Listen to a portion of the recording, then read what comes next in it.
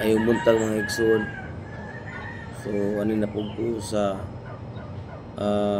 mensahe sa Dios nga sa pagsulti sa pulong sa Ginoo. Ug ako na siyang gititulan nga ayo pag ginakog. Bisan unsa pa ang mga panalangin nga imong makuptan, madawat, o unsa pa na maabot sa imong mga kamot mga igsoon.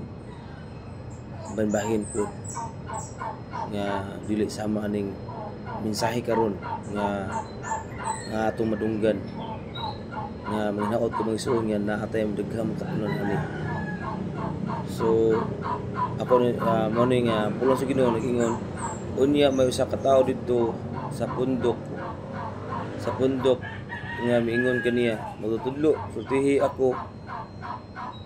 sultihi ang akong igsoon nga bahinan ako niya sa katigayunan nga gibahin kanamo sa among amahan.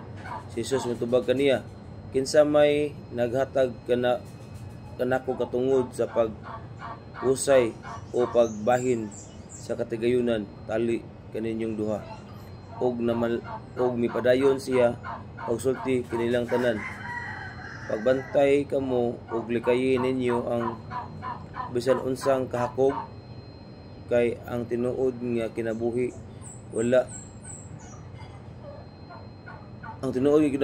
sa tawo wala diya sa mga butang nga iyang gihuptan bisan unsa pa siya kadato.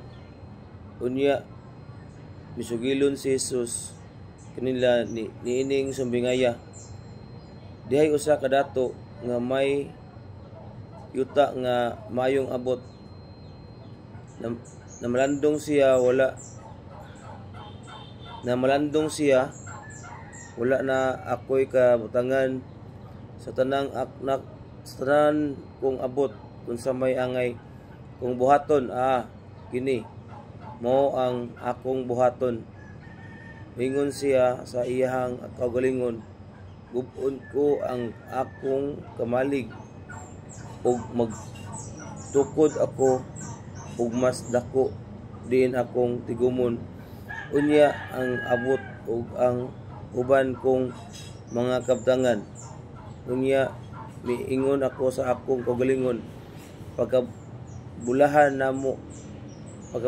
nimo anaa na kanimo ang tanang mga butang nga imong gikinahanglan alang sa daghang katuigan.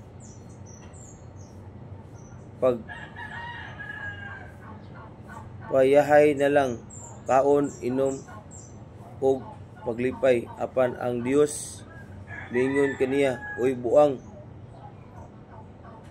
niini gayong gabiuna mamatay ka. Unya kinsa na may